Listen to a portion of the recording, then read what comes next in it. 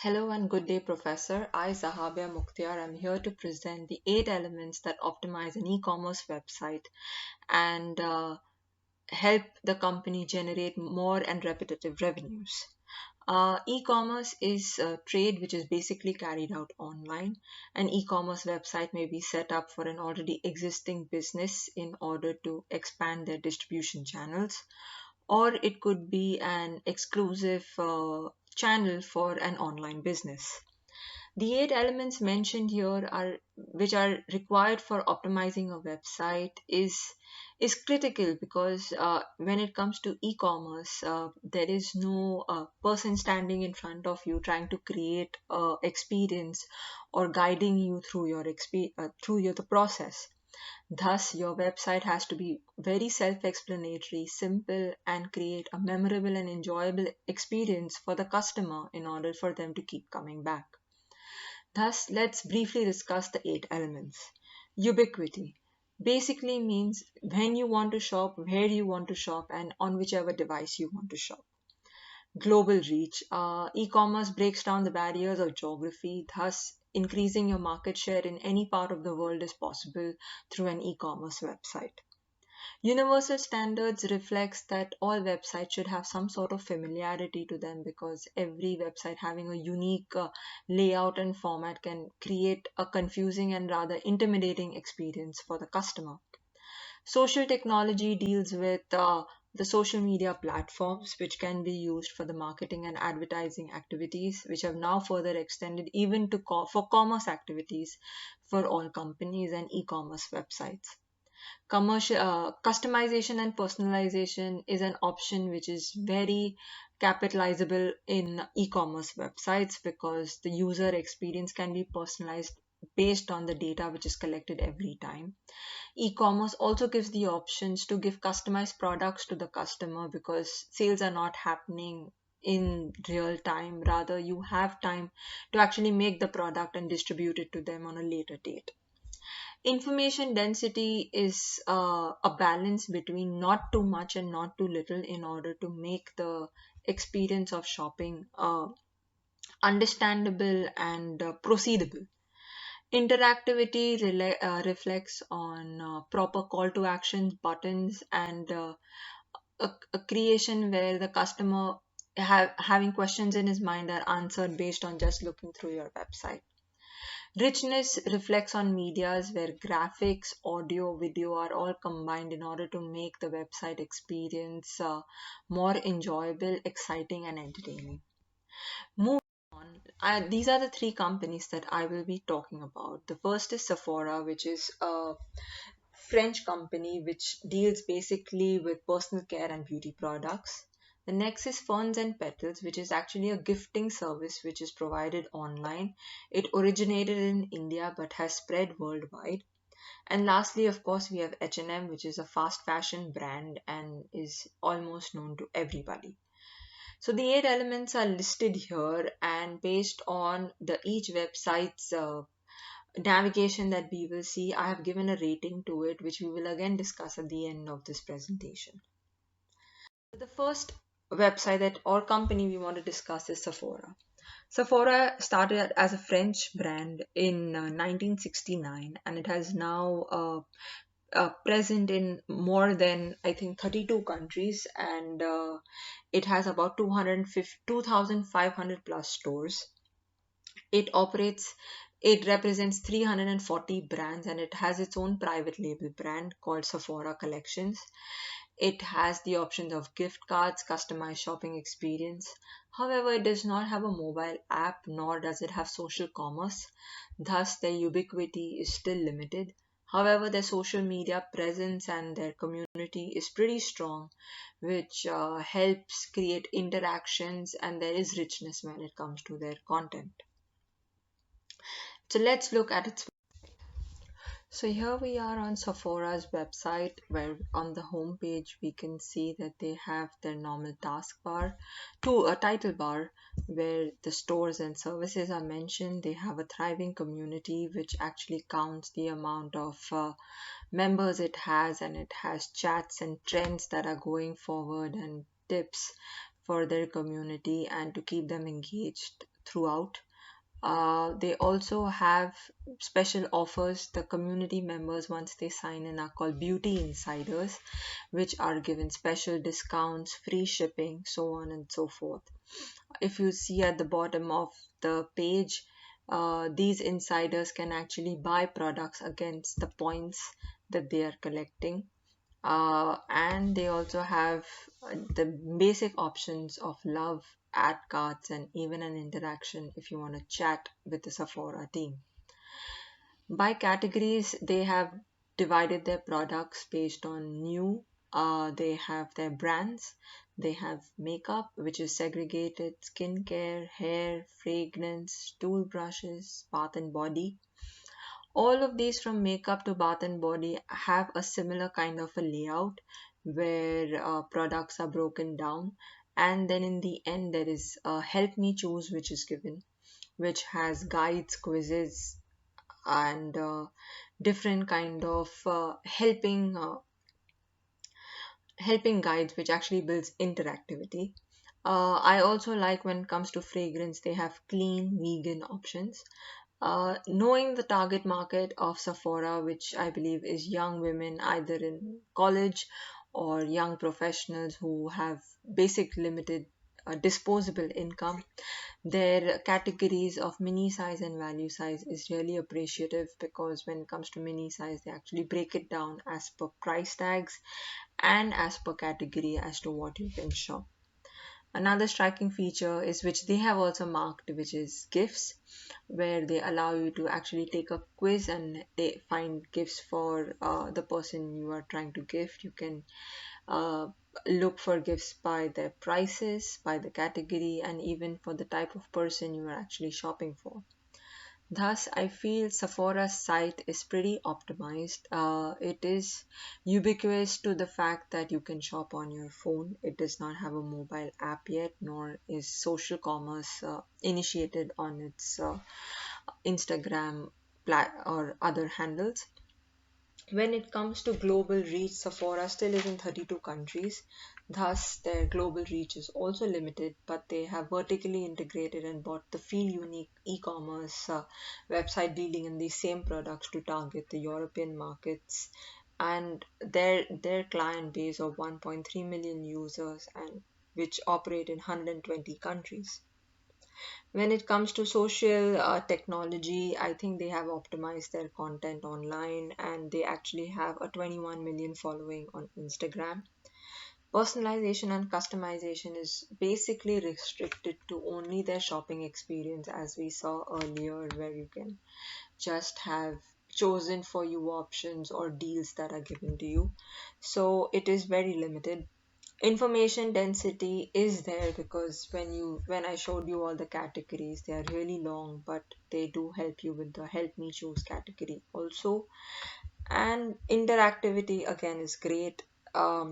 Richness is still limited, because I feel most of their website is pretty graphic. There is no audio or video playing anywhere to make it more exciting for the customer.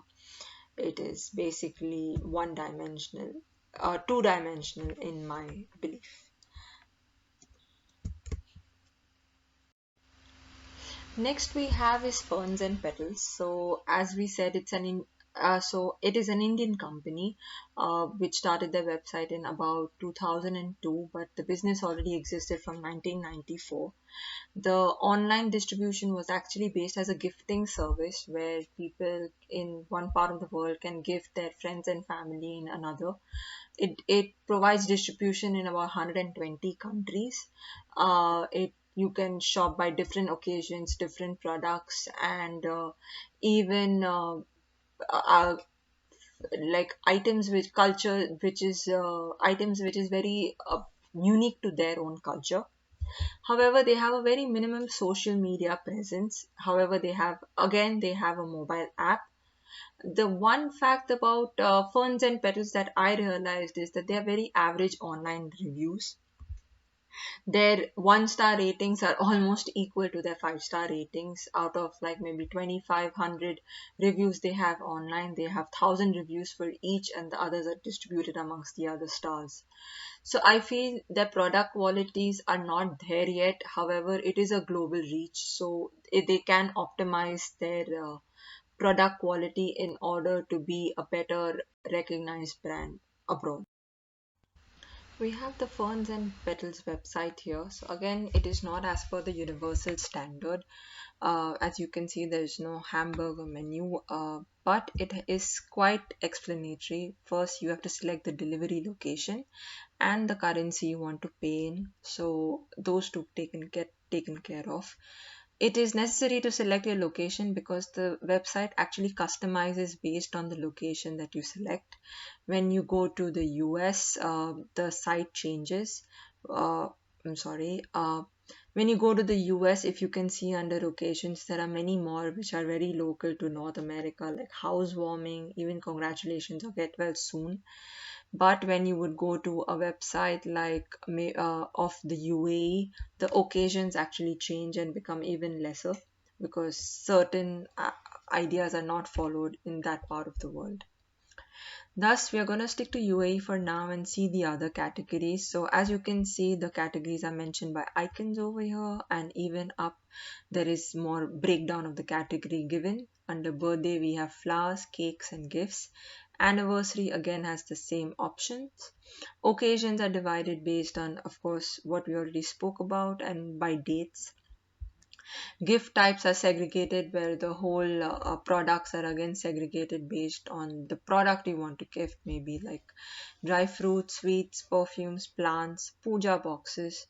Because to realize that this is actually an Indian website catering to Indian client and to Indian clients abroad, so most of the gifting items are actually created in that way. When you go to occasion, also some of the festivals mentioned like Raksha Bandhan, Karwa Chauth, Diwali, Bhai Dooj are very Indian in nature. So there is more importance given to that. Other than that, they also have a personalized or gifting option. So that's when it comes to customization, they actually help to promote that as well. When it comes to navigation or surfing their website, their personalization is a little restricted. So maybe it's a trade-off by giving you the product, but their site is not very optimized. The other categories of gifts that they have extended to in India is actually during the lockdown where they give digital gifts.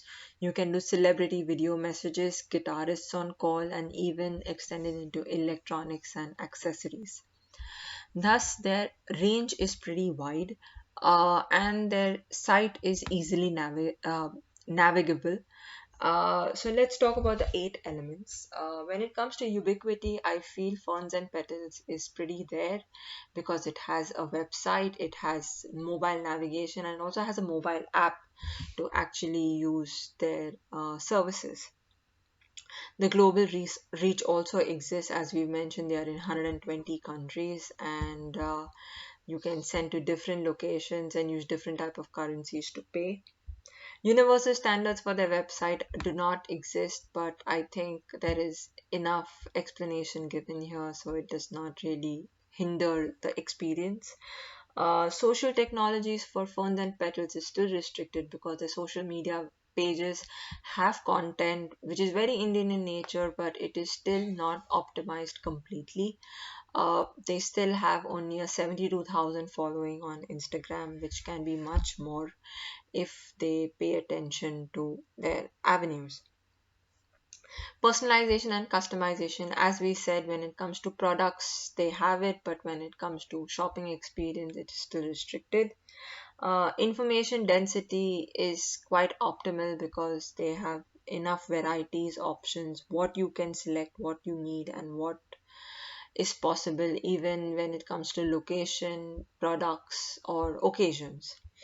Interactivity, I feel, is low on their website because it is very one way and there is not much help options given except for a number that was provided on top when you actually go to their homepage. But yeah, other than that, there is very less interaction. Richness is also limited because it is very graphic. There is no other types of media used to explain what they are actually doing.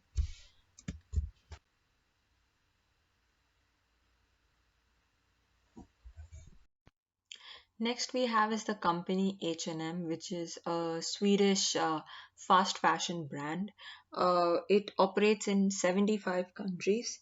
It started online retail all the way back in 1998, and yeah, it has a nice social media presence. It's pretty extensive. It has a high following. It has social commerce. It has a mobile app. It you can surf it on a website, on your mobile phone, anywhere, everywhere.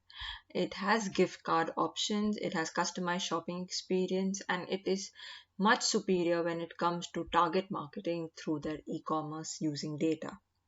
So let's have a look at its website. Here we are on H&M's website. As you see, the first pop-up is to offer you a discount if you sign up for their emails and texts. They also ask for your preference, thus their data collection journey has already begun. Once you enter their website, their categories are also mentioned on top. They have a sign-in, favorites like Sephora, the shopping bag. They have customer service, newsletter. They have a student's discount, and they have this option where you can actually download their app or find a store. As we spoke about, the target marketing is really excellent because they have an option for students, women, men, babies, kids, homes, etc. The most unique feature I like about the H&M website is the divided category that they have started offering, because I think they are one of the forefront companies in fast fashion that is actually acknowledging diversity and inclusion even as a category in their products. Maybe the products may be repeated, but to have your own section is pretty bold and forward. Navigating through their website, as you can see, they have the new arrivals for all their sections. They have the magazine, and now we're going to actually navigate through the website. Looking at all the categories, they are almost similar for each range. Of course, for when it comes to clothing, when it comes to home, it changes. However, one thing I don't like about their website much is that their scroll down page pop-up has to actually be scrolled down to read the whole thing. So I think there is a lot of information. It's very intense. And if I was a first-time shopper, it would be a little overwhelming for me to actually read everything and to know where I want to go.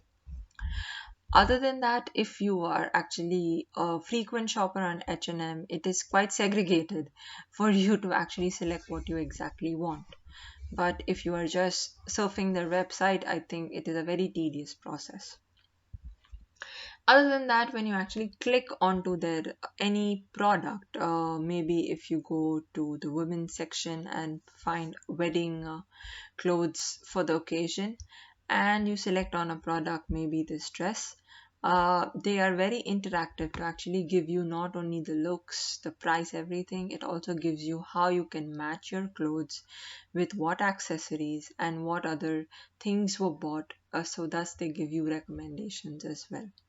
So I think when it comes to interactivity, H&M is really working hard to actually optimize their website. Even when you see the richness, even though this is mostly graphic, they have one category where they are actually launching like an online fashion show which for upcoming products. So they have made it a little more rich over here, and they have a small video explaining their new collection that is coming out. Personalization and customization only exists for their shopping experience because their products are pretty standard or based on the fashion trends that they launch. Social technology for H&M exists because they have their own mobile app. They even have social commerce where you can shop on Instagram for their products. They have mobile surfing and they have a website. So I think with social technology and ubiquity, H&M has full points when it comes to that. Their social media content is also quite exciting. They have 38.5 million followers on Instagram. Even though they don't follow the universal standards, it is kind of in between where the generic stuff exists, but it goes even beyond that.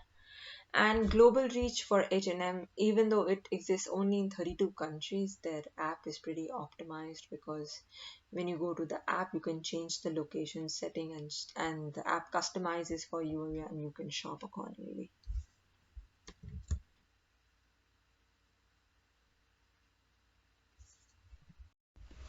So here we come to the conclusion of our presentation, where, based on what we spoke about, I think the ratings will now make sense, because having the explanations and seeing their websites. So I feel when it comes to information density, all websites have it. Ubiquity is less for Sephora because they don't have social commerce nor a mobile app. Ferns and Petals gets an extra star because they have a mobile app but no social commerce. And of course, H&M has everything. Interactivity, again, we discussed it, where Ferns and Petals was low, H&M has minimum, and Sephora does a better job with their quizzes and their guides. Uh, Richness, again, was explained, where Ferns and Petals was very graphic. Sephora's quality of graphics was, I feel, a little better, and H&M had videos and a little bit of interaction there as well. I think this will be a little repetitive. The only point that I would want to make more is that all the mobile navigations for these companies was far superior to their websites. The navigation on the phones through Google was more structured. It was explained. I think it looked even more optimized as compared to what their website did. So I think because that's the direction most e-commerce is moving in, where m-commerce is taking over, and all these three websites do not deal in much valuable products. Thus, mobile shopping is a very apt positioning for them. So I feel that their mobile shopping is much more optimized as compared to their website. Uh, Thank you very much, and this was my presentation.